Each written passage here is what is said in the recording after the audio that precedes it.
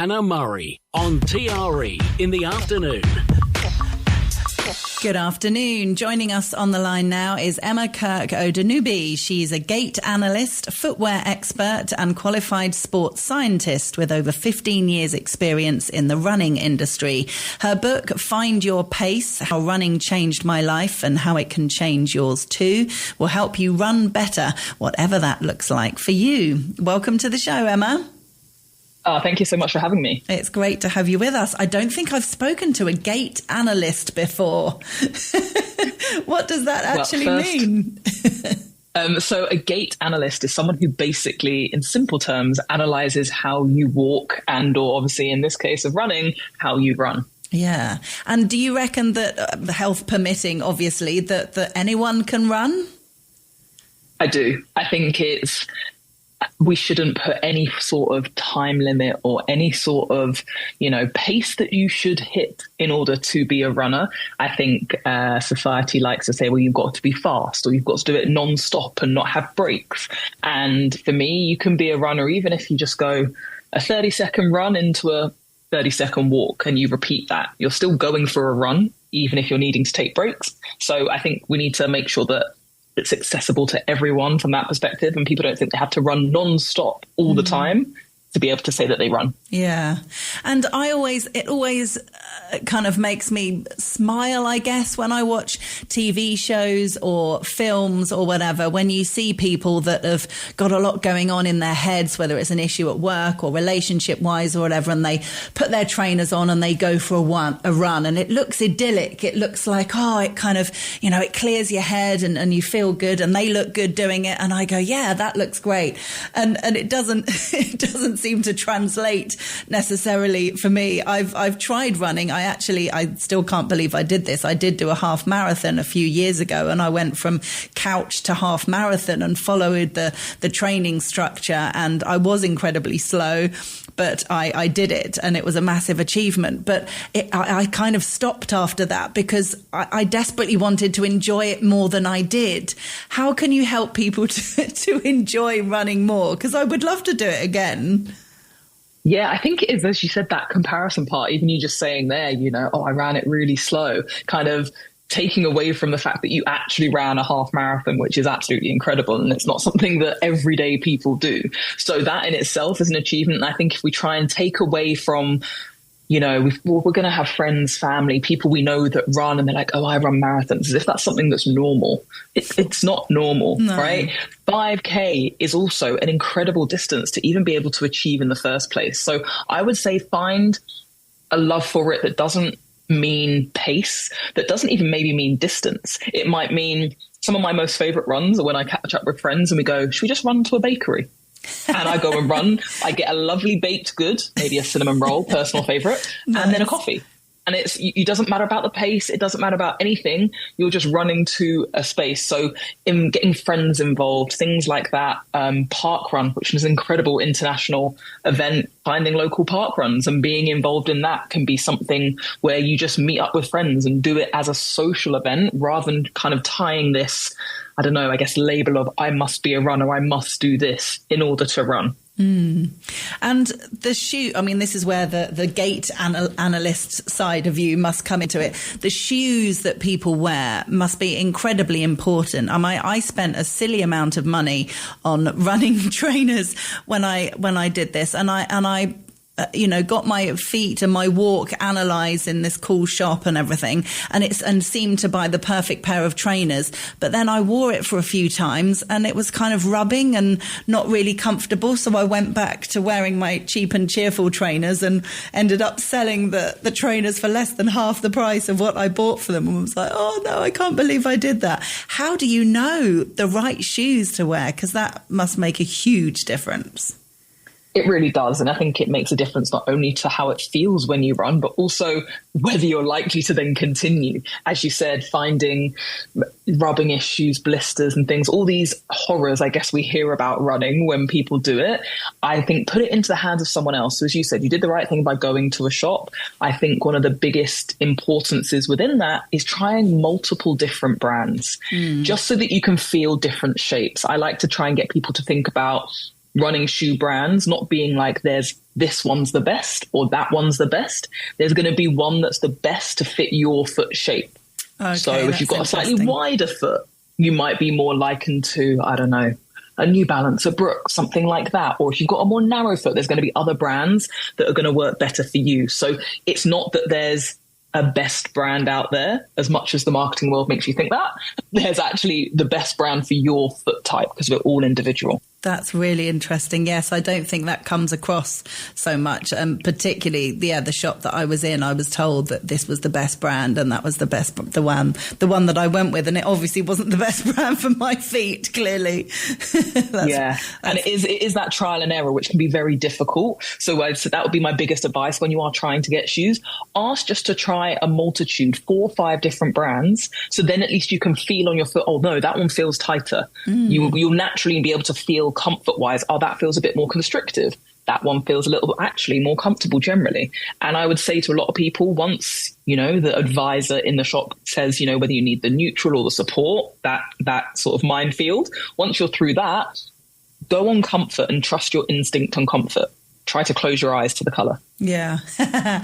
And I spoke to a runner the other day, last week, I think, and she was saying that what made a massive difference to her was Vaseline, putting Vaseline all around her feet, between the toes and everything. And that was an absolute game changer. Is that what you do as well?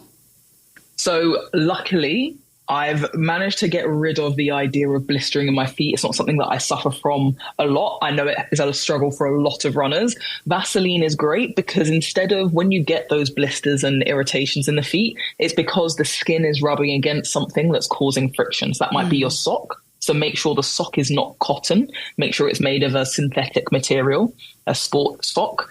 And then when you have the Vaseline, it then means if you are having 2 skin points rubbing, that rubbing is happening with almost like that gliding motion rather than the friction happening between your skin, which then causes those hot spots and that discomfort, and ultimately how a blister then forms as well. Yeah.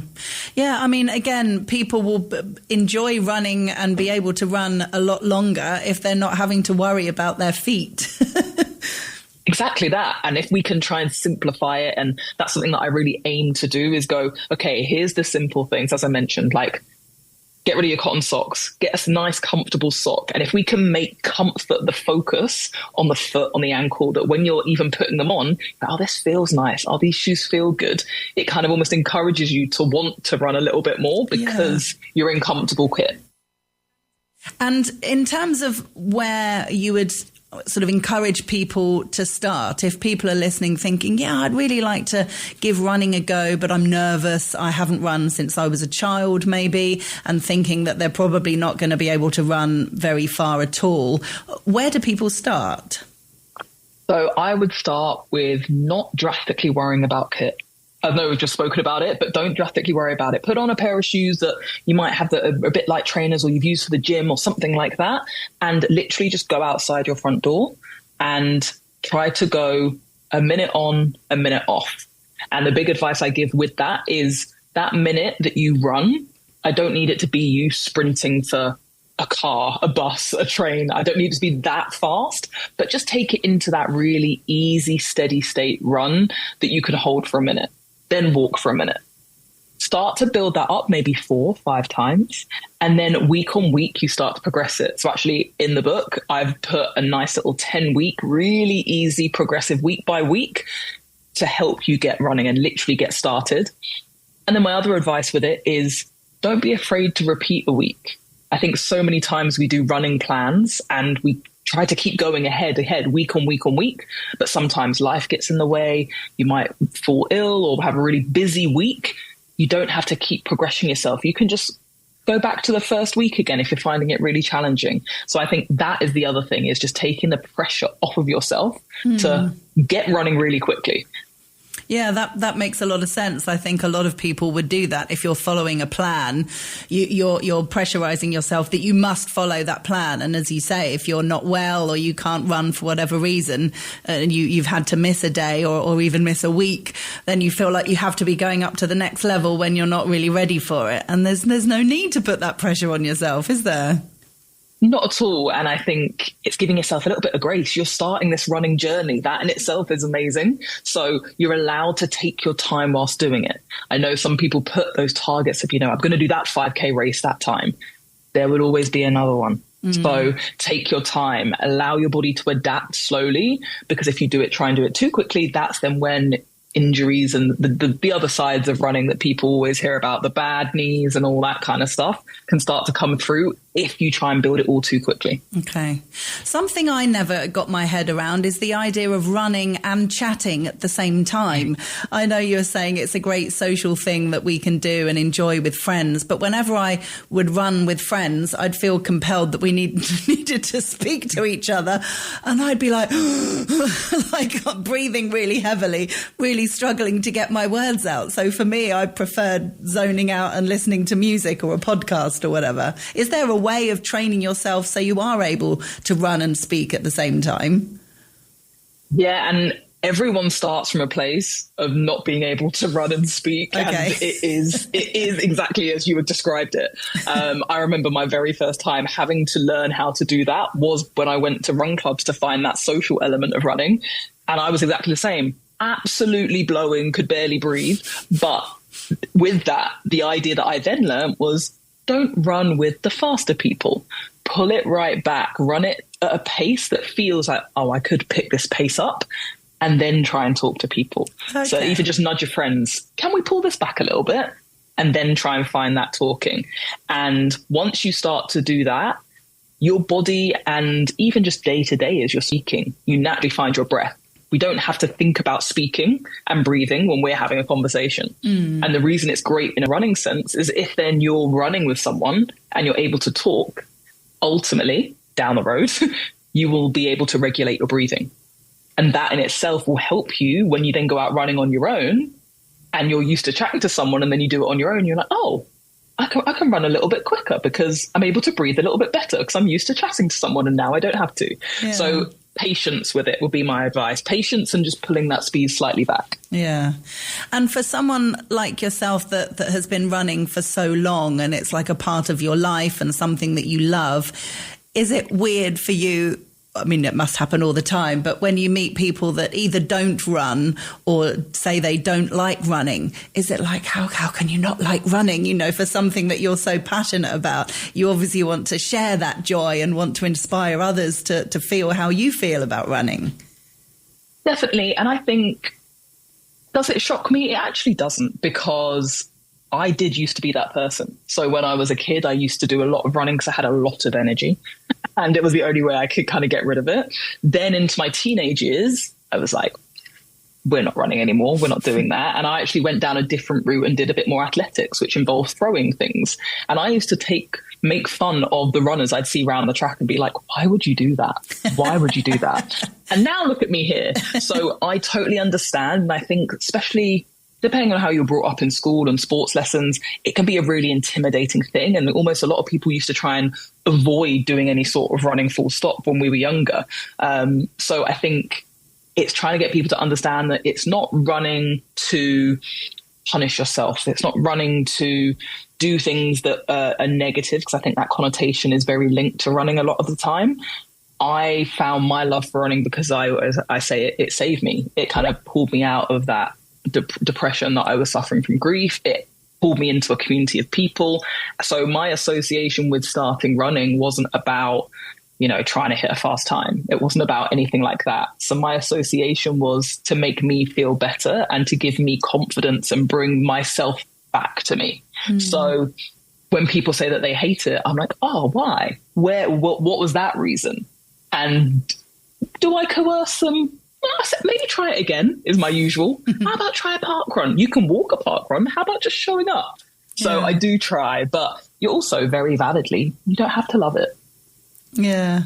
And just tell us a little bit about your journey, how you feel it really changed your life and how it helped you through the grief.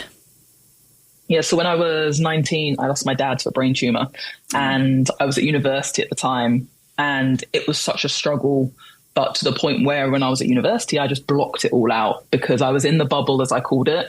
And when I left when I was 22 and then went into a big wide world of work, it kind of hit me like a bus because I couldn't hide from it anymore. And I was in the world of work and basically crumbling inside. I always called it putting on a cape. I go to work, people would know none the wiser. I come home and, weekends I wouldn't spend talking to people or seeing people. I'd live on a bowl of cereal. I wouldn't feed myself well. And I just was in a really deep, dark, depressive state for a good amount of time. And the irony, one of the weekends I worked, or not one of the weekends, I worked at Nike during that time frame. And we just got our new kit for the month. So I was like, oh, I've got a new kit. Okay. And I had some running shoes and they were there at the door on I think it was a Sunday morning. And I just looked at them and I was like, we've got to get out of this headspace. Something's got to change. And as I was saying, they were comfortable. They looked cool. They felt good. So I put them on, went outside, and it was the first run that I'd just done to go and clear my head. And I was exhausted. I couldn't breathe. It was a struggle. But each time I got a little bit closer, people were smiling at me and I was just enjoying being outside and out of my own head. And it was the first time that I'd not thought about the loss of my dad or how I felt. And after that run, it was the first time I went and bought actual food and cooked myself a proper meal and also showered. So for me, it was a really kind of transformative way to get myself, as I said before, back to myself. And from there, I kept doing it and met friends and socialized and then realized it was such a massive part, set myself challenges, marathons. And this 10 years since I took that first run. Wow, amazing. It really did change your life. Yeah, fantastic. Really. So with regards to upping the challenges, so from going from doing, a few 100 meters to 5K to 10K to a half marathon to a full marathon, do the same principles constantly apply in that you're just trying to do that little bit more each time in the training? Definitely. It is, call it a rule of kind of nothing more than about 10% extra per week. And then roughly every 4 to 5 weeks where you've been progressing, having a week where you pull right back again, because we have to get that body to recover. So sometimes you see people just constantly increasing their miles week on week. If we keep doing that, the body is going to have some sort of breaking point. So you've got to give yourself a recovery week or a pullback week to let that body reset. And as we already mentioned, you don't have to go week on week. You might choose 6 weeks because you've repeated a couple of weeks of runs and then you pull it back. So it's very much having a plan, of course, is a great start point, but also learning how to adjust that plan and go, okay, I'm away on holiday that week. I'm going to maybe use that as my rest week. So instead of maybe 2 runs that week, I'm going to pull back and I'm actually not going to do any. I'll just do some strength work or something like that. So understanding how to push the miles up, yes, but do it in a safe way. Yeah. Well, you've inspired me, Emma. You've made me want to get the trainers out and go for a run and see what happens. Wonderful news. It's worked. Well, if people want to get a copy of Find Your Pace, How Running Changed My Life and How It Can Change Yours Too, it's available on our website, tre.radio, and it's by Emma Kirk Odunubi, who we've been chatting with today. Emma, thank you so much for joining us. Great to chat with you. It's been fantastic. Thank you.